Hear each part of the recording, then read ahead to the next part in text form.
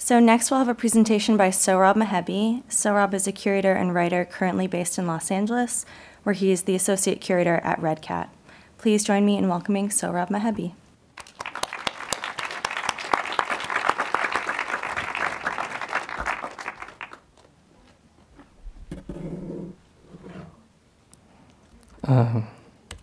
Thanks. So first I wanted to thank the Walker and eFlux for having me in for this conference. Also, I guess in the description of it, I thought I was going to talk about this kind of exhibition that I worked on, which was kind of this idea of a parallel history to conceptual art, which was kind of artists who create their own discourse. But I'm not going to do that. Instead, I was thinking about a bunch of stuff kind of in lieu of recent developments in the world, and kind of decided to think about contemporary art a little bit more. And so, yeah, I mean, I just want to also thank the Luma Foundation for giving me a little time and a little space to think about it, and to Red Cat also to let me kind of use this time and space. And so, well, I guess this is what my talk is going to be about. At first I thought I should put like a question mark in the end and kind of, or put like a column in contemporary art, or, but I decided to kind of get rid of this kind of plausible deniability and kind of make some kind of statement. And we'll see how it's going to turn out. And all the images that you will see are kind of officially in Weiss pieces that I can kind of thought I will add to this PowerPoint. So yeah. And first there's a little bit of historical context. So common periodizations of contemporary art usually include, let's say, art since 1945, which designate art that is produced after the end of the Second World War, but also implies a parting with formal canon of modernism in a way. Another common periodization calls contemporary art the art that emerged during the late 1950s and 60s through the dematerialization of the artwork and a break with the traditional mediums of art. Some, Sohan Malik calls this Duchamp meets Capro, and then there's also Peter Osborne, who calls it like post-conceptual and kind of dates it to the 60s. Another designation calls contemporary art post-1989 and the fall of the Berlin Wall, which symbolically signifies the end of communist left and the globalization of capitalism as the dominant social and political ordering of the world. There's another designation that calls contemporary art post-1971, when Nixon announced the end of the gold standard, which marked the financialization of economy and the start of neoliberal globalization. But another genealogy could be that contemporary was not born after 1945 or 89 or 71 or the 60s or post-conceptual. Rather, it could be traced all the way back to 1917 and basically Duchamp's Fountain. And this moment signifies an ontological break with the tradition of fine arts and reconfigures art into discursive teleology, transforming it into essentially like a promise of art. Contemporary art is rooted in the shift that occurs with the invention of the daguerreotype in 1839, which basically indicates the industrialization of image production and the conflation of image and the commodity form in the 19th century, and was realized as such by Duchamp's Fountain, which arguably pronounced the commodity as an image. Just called also like Benjamin talks about that as well, different way. But Duchamp basically kind of marked this transition in that way. Contemporary art, as many historians have argued, becomes art through process of validation, whether social, institutional, or financial, and usually a combination of all these factors. Therefore, it's no longer an activity similar to other skilled trades, but rather a process that needs to be constantly endorsed, a promise that needs to be affirmed, reaffirmed, and realized. So to clarify with an example, painting, for instance, is not contemporary art. Painting, however good or bad, made by a good or a bad artist is never not art. It always starts from art and ends at art. It might be great, might be good, it might be mediocre or bad. It might be significant or insignificant, but it's always art. Painting or sculpture or art, whether you see them, like, let's say, in a variety shop or an art gallery, or let's say you see them in a flea market or someone's house. In other words, painting is never not art. Contemporary art, on the other hand, can cease to be art, just as it has to become art through discursive apparatus. You only need to, like, let's say, work in a museum or Kunsthalle to see how much art gets destroyed after each exhibition. Also, the fountain encountered in, like, let's say, the Rose Bowl flea market is nothing but a urinal. A Brillo box is nothing but a pile of cardboards. And this mode of art making, and Sohrab Mohebbi calls it the meta genre, gradually became the dominant mode of making with the globalization of the art world in the 80s and the 90s.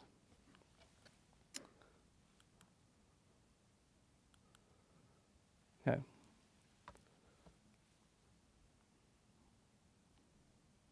And the quote here is from Derrida's monolingualism of the other.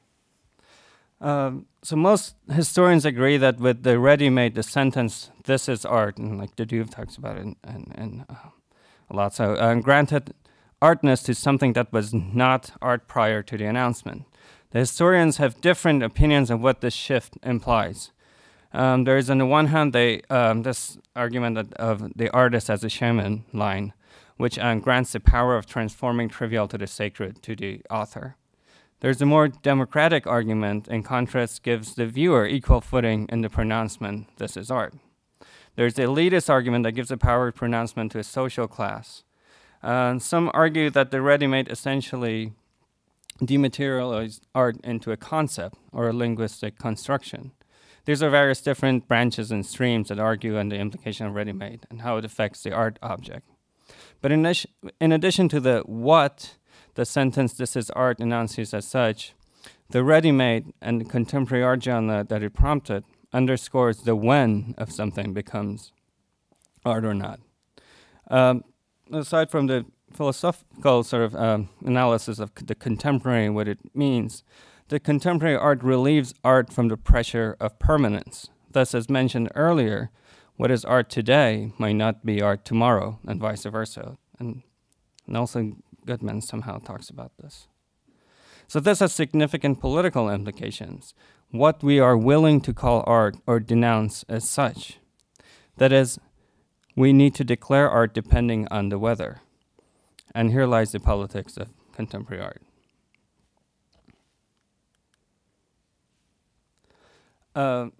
So according to dictionary, promise means to send forth, let go, foretell, assure beforehand, promise. The ground sense is a declaration made about the future. And so I'm just going to make kind of, through this idea of promise, I'm going to go through four speculations kind of quickly. So one is this idea of minor accumulation. So contemporary art is a minor form of art. Minor in a way that it operates within and deals with the stuff of the dominant social economic culture. It's a minor form in a way that Deleuze and Guattari talk about of minor literature. And I quote, the three characteristics of minor literature are the deterritorialization of the language, the connection of the individual and the political, the collective argument of utterance, which amounts to this, that minor no longer characterizes certain literatures, but describe the revolutionary conditions of any literature within what we call the great or established. End quote. We can kind of reformulate it as a form of minor articulation within the dominant culture of the time. So going back to contemporary art, the notion of the dominant major language is replaced by the semiotics of capitalist, sort of globalized culture, the commodity form, and its inherent consumability. Obviously, contemporary art relies on everyday commodities, from raw material to differentiated products and social constructs of the commodity form. Technological progress in form of structures, products, materials, circulation, and movement.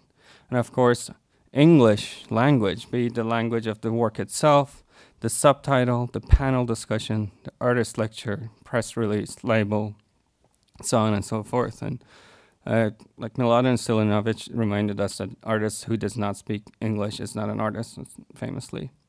Its omnipresence, for the most part, makes it a symptom of the dominant culture and replicates the same material, social, and political relations within the art space. Yet there are moments that it bends, twists, and manipulates these relationships and coalesces into art. This minor utterance has been consistent in contemporary art from, let's say, the détournement to pop with their relationship to spectacle or the commodity form. Feminist, gay, post-colonial identity politics to the so-called archival with the relationship to historical narrative and material, and from relational aesthetics to so-called post-internet, so on and so forth. Along similar lines, contemporary art is minor, as in the minor, as Sayan Nigai talks about minor aesthetics. And her she wrote this brilliant research and cute, zany, and interesting, and kind of tracing it from Fluxus to German Romantics.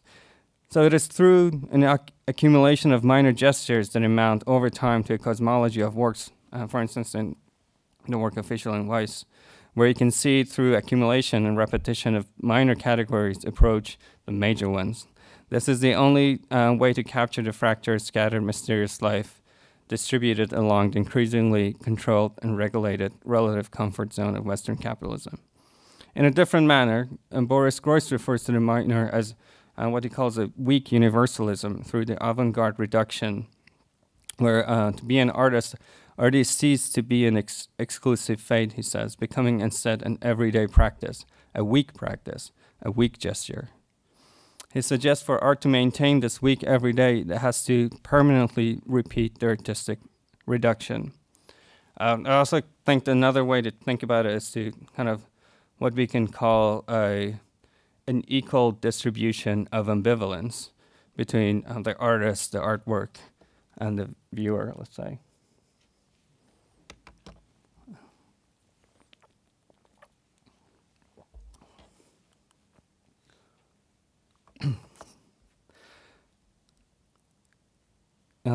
Contemporary art also invokes a kind of discursive commitment, which implies a distribution of intelligent agency among human and non-human actors that contribute to the fulfillment or perversion of the promise. These agents include, but are not limited to, the artwork, the artist, audience, institutions, critics, curators, market, let's say geography, raw material, commodities, technology and science, let's say methods of production, preservation, documentation, etc. As agents that contribute to being or becoming art of a thing. As such, contemporary art is not only a social product of human intelligence, and its existence and durability relies on a cross-species assembly, where various agents contribute to different degrees to what becomes art, when and for how long. Contemporary art is, as such, an outcome of a form of rational thinking or reason, as much as it relies on a commitment and insistence of a work to maintain its status at any moment in the future. This makes art similar to any scientific hypothesis and data that is considered valid as long as it's not contested by other alternative theories and evidence. Thus, while recently contemporary art is being challenged by new rationalism, speculative realism, object-oriented ontologies, and so on and so forth, as being inherently correlational, it goes without saying that even if we give the upper hand to human agents in the creation of art, there's still a field of activity that relies heavily on non-human factors to exist just by the mere fact that art itself is not human. I also want to add that Walter Benjamin, which is being invoked a lot, I guess, in the past few days, he also talks about the medium of reflection and the continuation and completion of works of art through other works and criticism. So the task of the latter is the consummation of the work, according to Benjamin.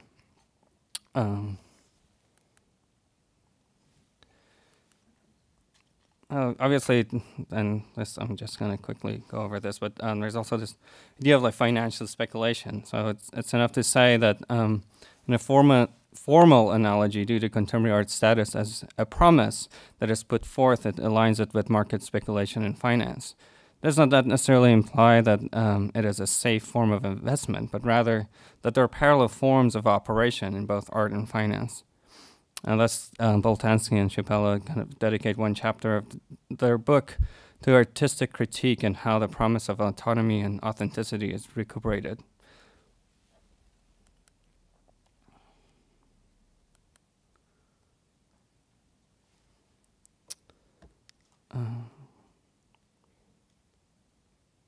What was the last part?